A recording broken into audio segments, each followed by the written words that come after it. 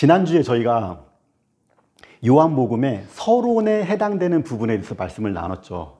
그래서 그 부분에서 예수님의 하나님 되심에 대해서 말씀을 나눴고, 그리고 이 땅에 오신 메시아, 예수님이 메시아, 그리스도 되심에 대해서 또 이야기 나눴고, 그렇기 때문에 이 메시아를 믿고 영접하는 자들이 참된 이스라엘이다, 참된 하나님의 자녀가 된다는 설명과 함께 이 진리를 증언해 주기 위해서 하나님께서 보내주신, 하나님께서 사명을 주셔서 이 땅에 보낸 누구죠?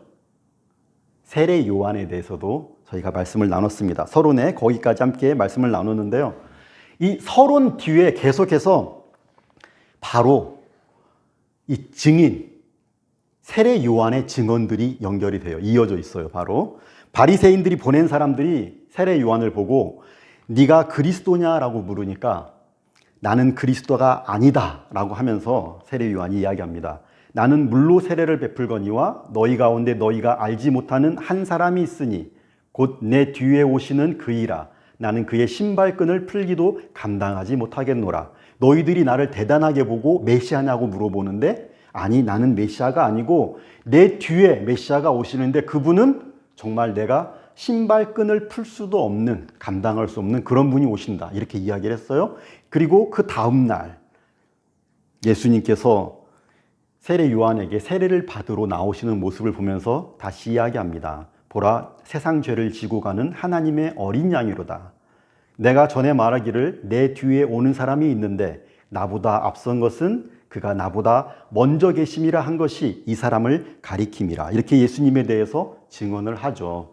지난주에 말씀 나눴지만 세례 요한하고 목사님, 세례 요한하고 예수님하고 누가 더 먼저 왔어요? 누가 더 빨리 태어났어요? 세례 요한이 6개월 빨리 태어났다고 그랬죠. 세례 요한이 먼저 왔어요. 그런데 그가 나보다 먼저 계신다라고 이렇게 고백을 하고 있죠. 메시아 되심을 분명하게 고백을, 증언을 그렇게 하고 있습니다. 그리고 세례 요한뿐만 아니라 또 바로 이어서 증언들이 이어져요.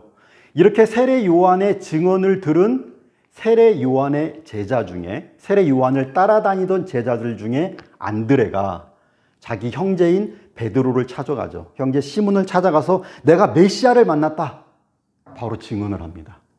그리고 또 오늘 본문에 보면, 오늘 본문에서는 빌립이, 예수님께서 불러서 먼저 제자가 된 빌립이 이번에는 나다나엘이라는 친구를 찾아가서 이야기합니다. 모세가 율법에 기록하였고 여러 선지자가 기록한 그 일을 우리가 만났다, 이렇게 계속해서 증언들이 연결되고 있는 것이죠. 그런데 제가 전에도 말씀드렸지만 모세와 또는 율법과 선지자라고 하면 이게 어떤 의미라 그랬죠? 모세가 기록한 모세오경, 창세기, 출애굽기, 레위기, 민수기, 신명기를 다른 표현으로 이것을 율법서라고도 이야기해요. 그리고 여러 선지자들이 기록한 것은 선지서들이죠. 그래서 모세오경과 선지서들을 합치면 이게 대표적인 구약 전체를 이야기하는 게 되는 거예요. 그래서 구약 전체가 증거하는 그 메시아를 지금 내가 만났다라고 이렇게 증언을 하는 거죠. 이렇게 1장에서 계속해서 서론에 이어서 예수님을 믿은 사람들은, 만난 사람들은 어떻게 하고 있습니까? 다른 사람들에게 계속해서 증언하고 전파하는 모습을 볼 수가 있어요. 이거를 놓칠 수가 없고, 그리고 또 이렇게 이 사람들이 증언하는 모습을 통해서 예수님께서 어떤 분이신가를 기록하고 있는 것이죠. 여러 사람들이 예수님을 증언하는 모습을 지금 기록을 하고 있습니다. 그리고 이 1장에 계속해서 증언이 이어지는 1장의 마지막, 오늘 저희 본문에는 이 증언들의 피날레, 예수님 스스로 자신의 증언이, 예수님께서 누구신지, 어떤 분이신지 자기 스스로 드러내시는, 이거는 계시죠. 예수님의 계시가 오늘 부분에는 기록이 되어 있는 거예요. 그래서 두 가지에 대해서 저희가 함께 살펴보면서 저희들에게도 적용을 하고 이렇게 말씀을 나누려고 하는 겁니다. 그래서 첫 번째는 예수님은 모든 것을 보시고 모든 것을 아신다라는 예수님의 신성이 계시되어 있습니다. 먼저 오늘 본문에 등장하는 이 나다나엘이라는 사람, 이름 기억하십니까? 예수님의 12제자들 중에 이름에는 나다나엘이 들어가 있지 않습니다. 그런데 대신에 바돌로메라는 이름이 있어요. 빌립, 뒤에는 항상 바돌로메가 같이 따라오는데, 그래서 많은 학자들이 나다나엘이 바돌로메라고 이렇게 일 것이라고 추측을 많이 합니다. 예수님께서 베드로를 부를 때 바요나, 시모나 이렇게 부르신 적이 있죠. 바요나는 요나의 아들이라는 뜻이에요. 바디메오라는 이름을 기억하십니까? 바디메오는 디메오의 아들이라는 뜻이에요. 그것처럼 바돌로메는 돌로메의 아들이라는 뜻이죠. 그렇기 때문에 나다나엘이라는 자기의 그런 이름이 따로 있었을 것이라고 그렇게 추정을 하고, 다른 증거들을 보게 되면 오늘도 빌립과 같이 나오지만 빌립과 바돌로메가 항상 같이 나와요. 그렇기 때문에 같은 인물일 것이라는 추정이 굉장히 많고 저도 그렇게 생각을 합니다. 그래서 이 본문에서처럼 지금 먼저 예수님의 제자가 된 우리 빌립이 나사렛 예수에 대해서 전도를 하니까, 내가 나사렛 예수를 만났다라고 이야기를 하니까 이 나다나엘이 한 말이 나사렛에서 무슨 선한 것이 날 수 있느냐 이렇게 이야기했습니다. 죄송합니다. 제가 어제 좀 많이 우리가 구추리 네이버도 하고 네이버도 섬기고 하면서 좀 피곤하니까 발음이 더 꼬이네요 오늘. 나사렛에서 무슨 선한 것이 날 수 있겠느냐. 나다나엘이라는 이 이름은 기억하지 못하시는 분들도 이 말은 기억하는 분들이 많이 있고, 저희들이 장난으로도 친구들한테도 이렇게 자주 씁니다. 그 동네에서 뭐 선한 것이 날 것이 있느냐 이렇게 많이 쓰는 유명한 말인데, 이 말을 했던 사람이 바로 오늘 본문에 나오는 나다나엘이에요. 그리고 그 사람이 이렇게 이야기한 이유는 무엇이냐? 미가서 5장 2절이죠. 이게 약 예수님 오시기 전에 700년 전에 기록된 책에 분명하게 기록이 돼 있어요. 구약에 베들레헴 에브라다야 하고 하면서 이스라엘 다스릴 자 메시아는 베들레헴에서 태어난다라고 분명히 되어 있기 때문에 모든 사람이 다 이렇게 요즘 그 당시에 사람들에게 유명해지고 있었던 나사렛 예수라는 사람에 대해서는 베들레헴에서 태어나야지 나사렛에서 온 사람이 메시아일 리가 없다라는 생각을 가지고 지금 이런 이야기를 했던 것이죠. 그런데 저희가 잘 알고 있지만 예수님은 어디 출생입니까? 예수님은 베들레헴 마구간에서 태어났다라는 것을 거의 전 세계 사람들 다 아는 것 같아요. 교회를 안 믿어도 우리 그런 연극도 그런 것도 많이 보고 그러잖아요. 베들레헴에서 예수님이 태어나셨죠. 그 당시에 줄리어스 시저의 유명한 줄리어스 시저의 양아들이었던 옥타비아누스, 이 사람이 나중에 아우구스투스라고 불리는데 성경에는 아구스라고 얘기해요. 이 아구스도가 정확하게 세금을 걷기 위해서 인구조사 명령을 내렸고, 그렇기 때문에 자기 고향에 가서 호적 등록을 해야 되는 거예요. 그러니까 임신한 나사렛에서 북쪽에서 살던 갈릴리 근처에 살던 이 요셉이 임신한 마리아와 함께 베들레헴에 갔다가 여관이 없고 마구간에서 예수님께서 태어나게 됐죠. 그러니까 이런 내막은 모르는 거예요, 사람들이. 이런 내막은 모르고 지금 나다나엘도 그러니까 믿을 수가 없고, 나사렛에서는 절대 메시아가 나올 수 없다라는 거죠. 저희들도 항상 내가 알고 있는 게 다가 아니라는 것을 생각할 줄 알아야 돼요. 그렇죠? 내가 아니까, 내가 봤으니까 이게 다다? 잘못된 생각일 경우가 더 많습니다. 함부로 그래서 내가 아는 나의 기준을 가지고 다른 사람의 말을 무시한다거나 그거는 틀렸다라고 생각해서는 안 되는 겁니다. 특히 중요한 일일수록 어떻게 해야 됩니까? 전후 사정을 더 따져보려고 해야 되고, 다른 사람들 이야기도 더 귀담아 들어보고 심사숙고 하는 것이, 그것이 지혜로운 사람의 모습이고 현명한 모습이죠. 나다나엘도 그랬어요. 나다나엘도 말은 이렇게 했어요. 왜 말을 이렇게 했다라고요? 자기가 아는 게 그거기 때문에 말은 이렇게 했어요. 안 된대요. 하지만 친구가 이야기하는 거에 대해서 그것을 확인을 하러 가는 거예요. 그래서 그렇게 나오는 나다나엘을 보시면서 예수님께서 이야기하셨습니다. 보라, 이는 참으로 이스라엘 사람이다. 그 속에 간사한 것이 없도다. 이렇게 예수님께서 이야기를 하니까 나다나엘이 어떻게 아셨지? 어떻게 저를 아십니까? 라고 예수님께 물었죠. 그러니까 다시 말씀하시기를, 빌립이 너를 부르기 전에 네가 무화과 나무 아래에 있을 때 내가 너를 보았다 그러셨습니다. 분명히 다른 곳에 계셨는데, 이 대화에서 말씀드린 것처럼 예수님은 그를 만나기 전부터 어디에 있었는지, 무엇을 하고 있었는지 다 보고 계셨다. 다 알고 계셨다. 심지어 마음까지 정확하게 아시는 분이라는 사실을 저희가 알 수가 있죠. 예수님의 신적인 능력을 알 수가 있습니다. 예수님의 말씀처럼 참된 이스라엘 사람이었던 나다나엘, 이 사실을 금방 깨달은 거예요. 예수님 말씀하시는 것에서 그 속에서 그렇게 깨닫고 고백하는 거죠. 당신은 하나님의 아들이시요 당신은 이스라엘의 임금이로소이다. 하나님의 아들이니까 예수님의 신성을 인정하는 거고 이스라엘의 임금이로소이다. 메시아를 인정하는 겁니다. 예수님이 누구인지 두 마디 나누고 정확하게 파악한 거예요. 예수님께서 아무리 진실을 말씀을 하셔도 네가 정말 메시아냐라고 계속해서 다시 질문했던 사람들이 있었죠. 예수님께 그러면서 쫓아다니면서 증거를 내놓으라고 그렇게 이야기하면서 예수님께서 정작 기적을 보여주시면, 증거들을 보여주시면 그 사람들은 뭐라 그랬습니까?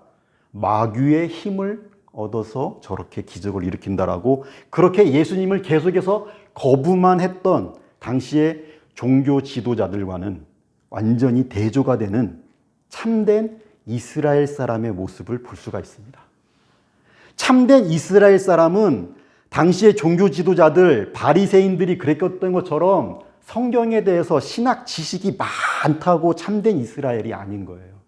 종교 행위를 많이 했다고, 오래 했다고, 나에게 열심히 있다고 해서 참 이스라엘이 아닙니다. 저희가 마태복음 같이 살펴봤잖아요. 열심히 있는데 열심히 해서 하나님께 영광을 올리려고 하는 것이 아니라 바리새인들은 나의 의를 증명하려고 했었죠. 자기 의를 증명하려고 하는 그런 열심은 그건 하나님께 영광이 되는 게 아니죠. 지난주에도 말씀 나눈 것처럼 로마서에서 바울이 분명히 얘기했습니다. 이스라엘에게서 난 그들이 다 이스라엘이 이제 아니라 그랬어요. 혈통으로나 육정으로나 된 것이 이스라엘이 아니라 그랬습니다. 육신의 자녀니까 내가 하나님의 자녀다 아니라고 그렇게 말씀합니다. 여러분 기억하십니까? 본래 이스라엘이라는 이름, 본래 이스라엘이라는 이름은 누구에게 주신 이름이죠? 야곱에게 주신 이름이에요. 야곱의 이름의 뜻은 무엇이었습니까? 속이는 자예요. 본래 발 뒤꿈치를 잡았다. 그러니까 내가 먼저 하려고 발 뒤꿈치를 잡은 거예요. 쌍둥이가 나오는데 내가 먼저 나가겠다고 발 뒤꿈치를 잡는 거예요. 그래서 이 야곱이라는 뜻에는 오늘 본문에서 말하는 이 간사한 것, 간사함이라는 뜻이 있어요. 그래서 이 간사하다라는 이 표현이 창세기 27장에서 야곱이 아버지를 속이고 에서를 속이고 속였을 때 그때 사용된 이 표현이 이 간사함이다라는 거예요. 그래서 교활하다, 속인다, 마음에는 딴 마음을 품고 있다. 겉과 속이 다른 이중적인 모습을 의미하는 이런 단어입니다. 야곱은 본래 그런 사람이었습니다. 그런데 하나님께서 그런 야곱을 만나주시고 그 이름을 이스라엘로 바꿔주셨죠. 네 이름을 다시는 야곱이라고 부를 것이 아니요 이스라엘이라 부를 것이니 이는 네가 하나님과 및 사람들과 겨루어 이겼음이라 그랬습니다. 다시는 야곱으로 살지 말라는 거예요. 다시는 간사하고 겉과 속이 다르고 딴 마음 품은 그런 모습으로 살지 말고 이제는 나를 만난 이후로는 이스라엘로 살라고 이름을 바꿔주신 겁니다. 그렇게 살라는 거예요. 이름만 바뀌는 게 아니라 이스라엘이란 이름의 뜻이 뭐라고요? 하나님과 및 사람들과 겨루어 이겼다라고 이렇게 이야기하죠. 제가 전에 설교한 적이 있습니다. 한번 이 본문을 창세기 32장을 사람이 하나님과 싸워서 이길 수 있는 방법이 있어요. 딱 하나 있어요. 한 가지. 말씀드렸는데 기억나십니까? 어떻게 하나님을 이길 수 있을까요? 그 비밀을 알려드리죠. 하나님께서 져주시면 돼요. 하나님께서 져주시지 않으면 하나님을 이길 수 있는 사람이 없죠. 어떻게 입니까? 하나님께서 져주시면 됩니다. 하나님께서 왜 져주십니까? 인간에게 사랑하니까 져주는 거예요. 사랑하니까. 예를 들면 제가 제 요한 아들을 이겨먹어야겠습니까? 아빠가 이길까요? 요한이가 이길까요? 아빠가 져주죠. 왜? 사랑하니까. 그게 하나님의 헤세드의 사랑이고 그것이 하나님의 은혜인 겁니다. 그래서 이 이스라엘이라는 이 이름 자체에는 엘 자체가 하나님이에요. 이스라엘이라는 이름에는 하나님이 져주시는 사람, 하나님의 사람이라는 그런 의미가 있는 것이죠. 그러니까 사람이 어떻게 이겨요? 하나님께서 져주는 사람이고 하나님께서 사랑하시고 함께 하는데 다른 인간들이 사람들이 어떻게 이길 수가 있습니까? 그러니까 무슨 말이냐? 더 이상 너도 다른 사람 네가 이겨먹으려고 어디 가서 다른 사람들 속여서라도 이겨먹으려고 절대 지지 않으려고 야곱의 삶 살지 말라는 거예요. 그렇게 살았잖아요, 지금까지. 내가 형보다 형이 장자권 뺏어서라도 내가 먼저 되겠다. 그러지 말라라는 거예요. 거룩하신 하나님의 자녀답게 하나님께서 함께 하시는 사람답게 거룩한 삶을 하나님 믿고 이제 하나님 경외하는 삶을 살라고 이름을 바꿔주신 거죠. 그래서 이 이스라엘이 12명의 아들을 낳았고 그 12명의 아들이 12지파의 족장이 되고 12부족이 된 거죠. 그래서 이 이스라엘이라는 민족이 이스라엘이라는 나라가 세워진 거잖아요. 그런데 문제는 뭐냐면 이름은 이스라엘인데 이제 이스라엘로 살라고 하셨는데 그래서 이름을 바꿔주셨는데 이 자녀들이 계속해서 야곱의 삶을 살았습니다. 저희들도 생각해 봐야 돼요. 저희들도 그리스도인이에요. 그리스도가 함께 하시는 사람들입니다. 그런데 그리스도인 되기 이전의 삶을 살면 안 되는 것이죠. 이스라엘이 그렇게 살았습니다. 겉과 속이 다른 삶을 살았습니다. 겉으로는요, 제사 잘 드렸어요. 제사 드렸어요. 하나님의 율법 잘 지키는 것 같았습니다. 달달달 외웠어요.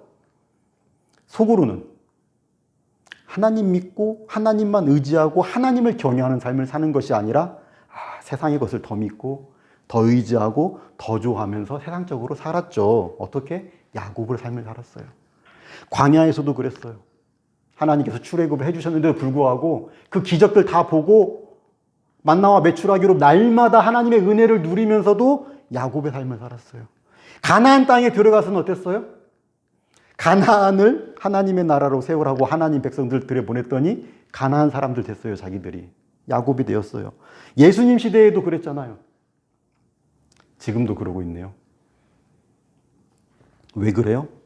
이스라엘의 삶을 사는 게 아니라 겉은 이스라엘인데 야곱의 삶을 사는 거예요.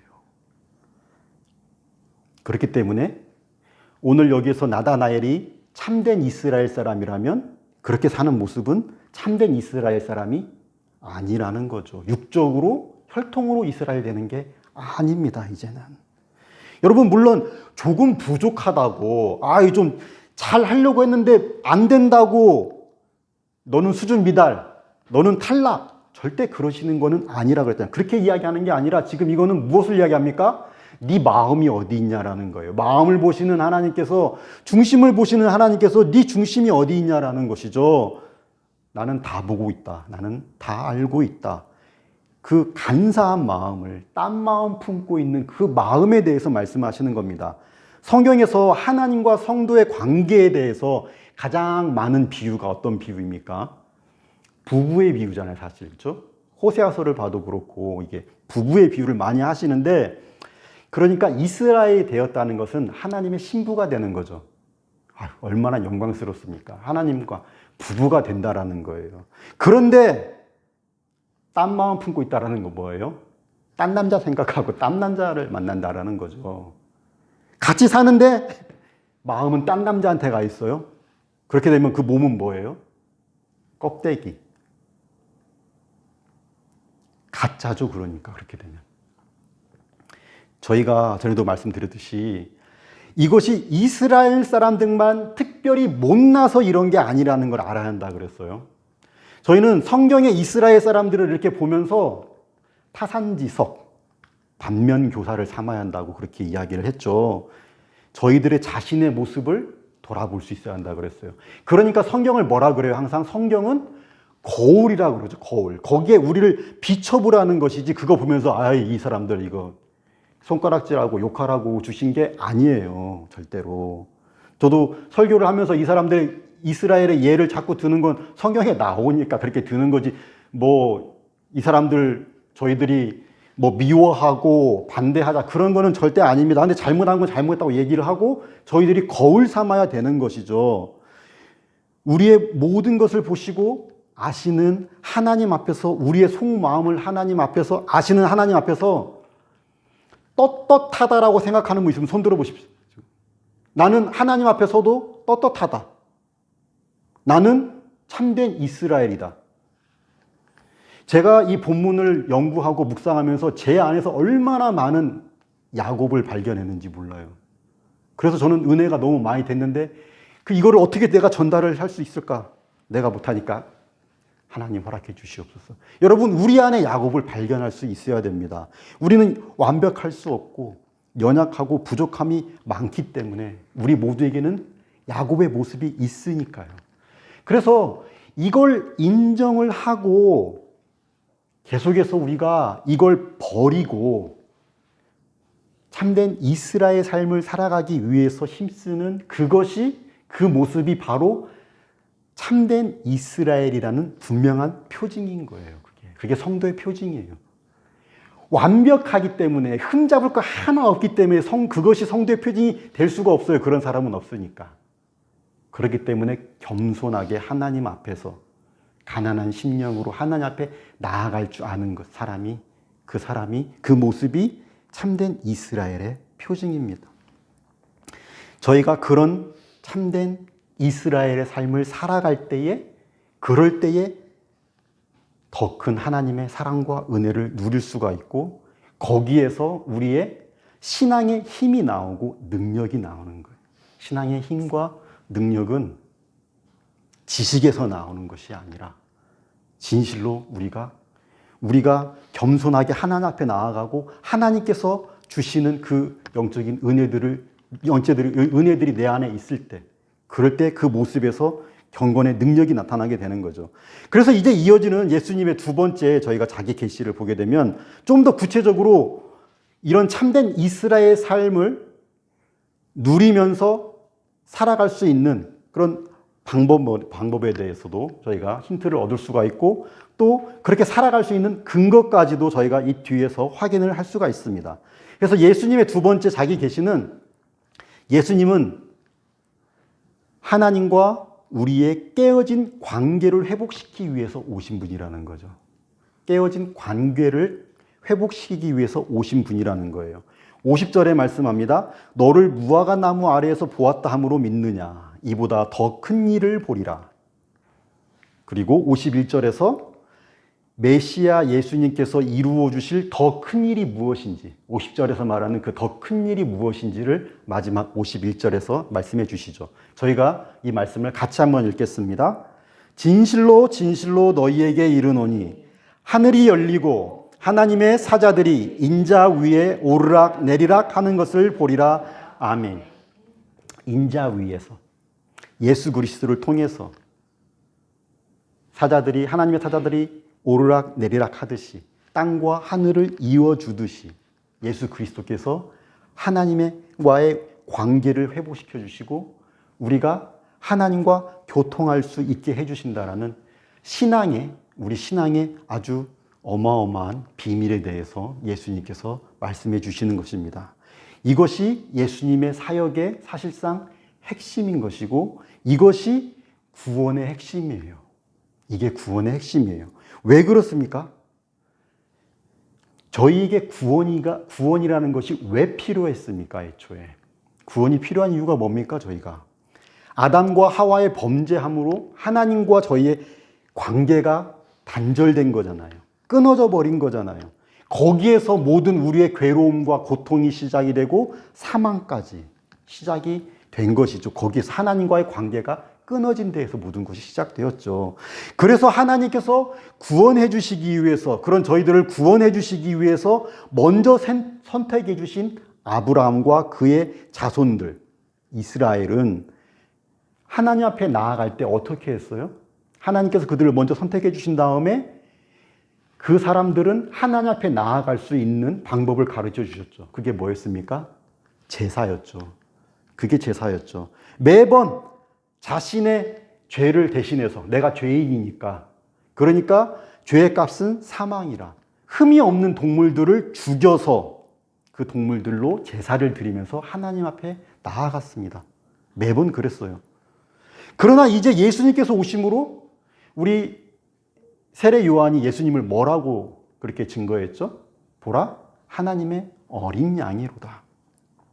어린 양이 오심으로 십자가에서 단번에 완벽한 제사를 드림으로 다시는 동물 제사가 필요 없어졌죠.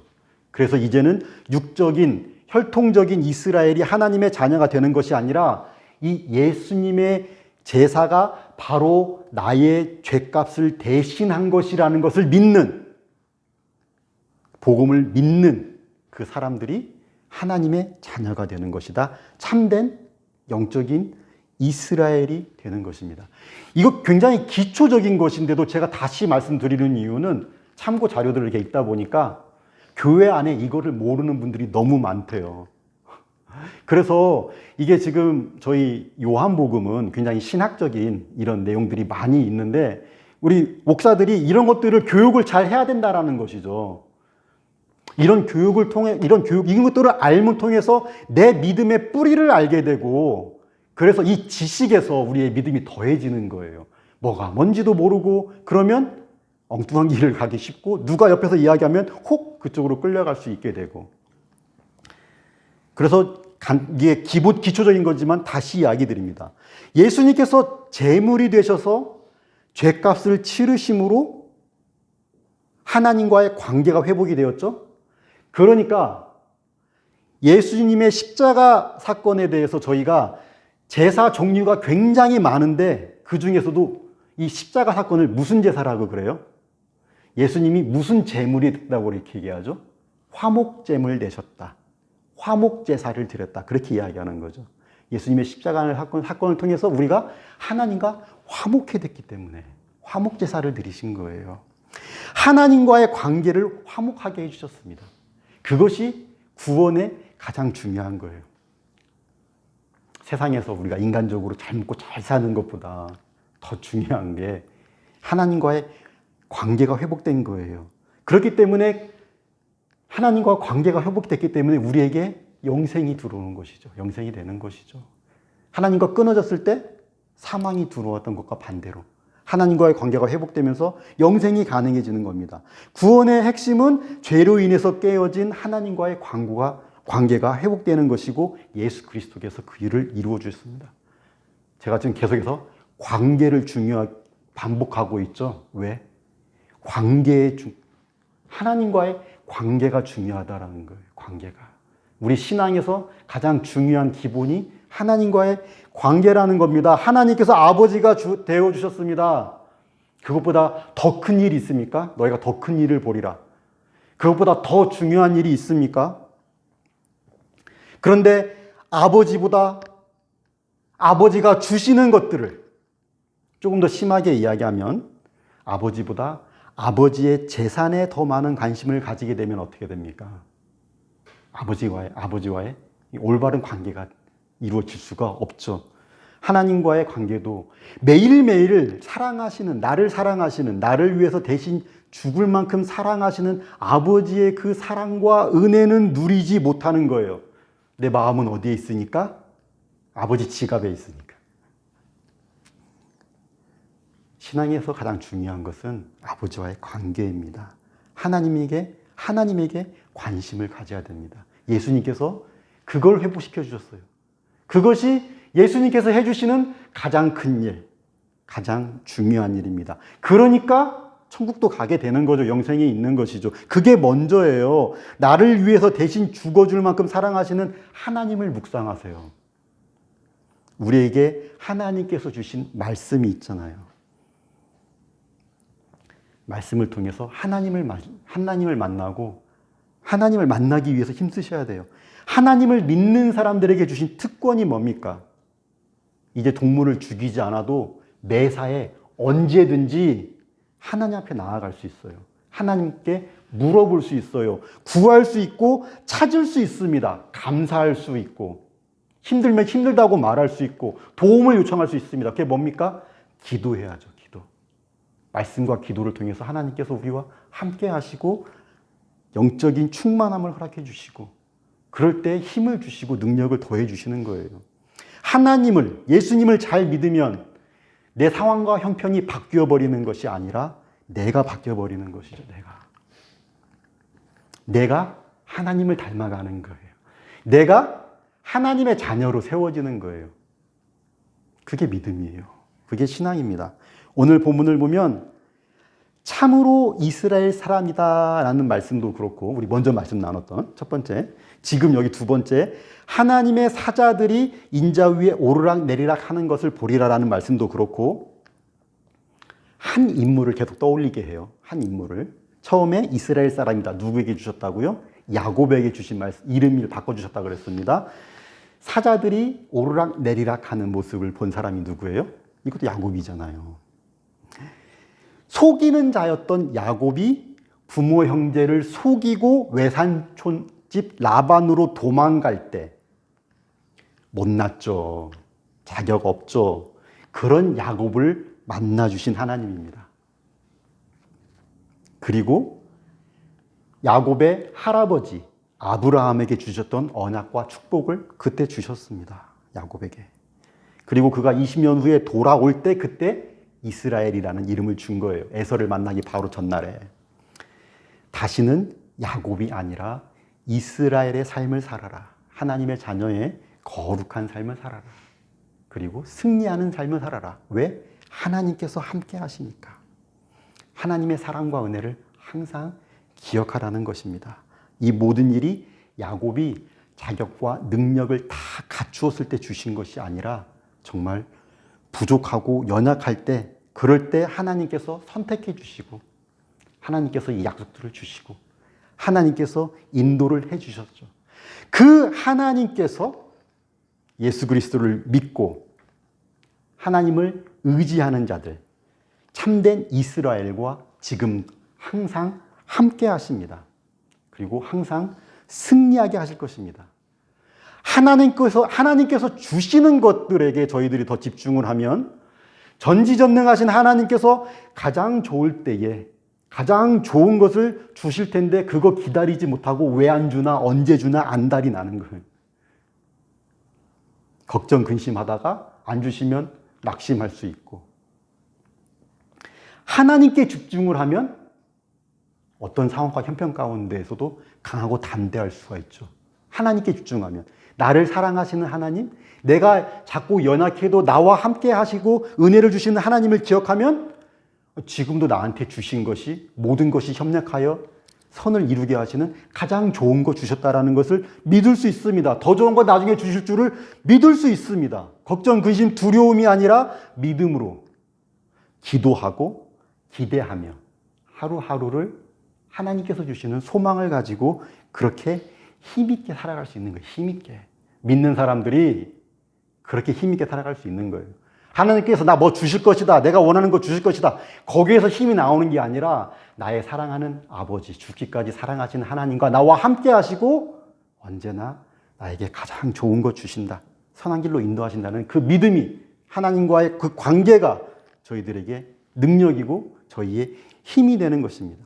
그런 참된 이스라엘의 삶을 살아가면서 날마다 하나님의 자녀의 그런 삶을 누리시고 능력 있고 생명 있는 복음을 나도 누리고 남에게도 증거하는 복된 삶 살아가는 저와 여러분 되시기를 간절히 축복합니다. 기도하겠습니다. 사랑과 은혜가 풍성하신 하나님, 감사와 찬양을 드립니다. 저희가 완벽하고 흠이 없어서 사랑하시는 것이 아니라 그럼에도 불구하고 사랑해 주시는 하나님의 은혜를 알고 그런 하나님을 닮아가며 더욱 거룩한 삶을 살아가는 저희들이 될 수 있도록 성령으로 인도하여 주시옵소서. 아버지가 주시는 것보다 아버지에게 더 큰 관심과 사랑을 가짐으로 그 관계 안에서 무한하신 하나님의 사랑과 은혜를 풍성하게 누리며 항상 기뻐하고 범사에 감사하며 세상에도 나누고 증언하는 능력 있는, 생명 있는 참된 이스라엘, 참된 하나님의 자녀의 삶을 살아갈 수 있도록 저희 삶을 주장하여 주시고 축복하여 주시옵소서. 우리를 구원해 주신 예수님의 이름으로 기도드립니다. 아멘.